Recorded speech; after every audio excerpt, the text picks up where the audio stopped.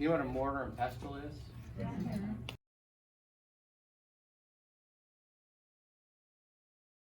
Is to take the tibia right on top of the femoral condyles. Can you guys visualize this? So the meniscus are on the tibia, right guys? Yes?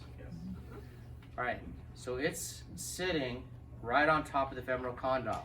That's going to be your mortar. So then now I press the tibia directly into those femoral condyles. You see how it's flattening out the meniscus? It can flatten out a flap. Do you see? Now slowly internally and externally rotate. Iron that out as you go into different angles of flexion and extension. You guys see what I'm doing? This is therapy. This is a diagnosis for meniscal tear.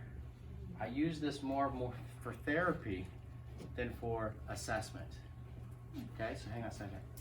Compression, flatten out the meniscus onto the condyles. Now internally and externally rotate, trying to iron it out, and then go into a little bit of extension here. Go back into a little bit of flexion. It should feel good to the patient.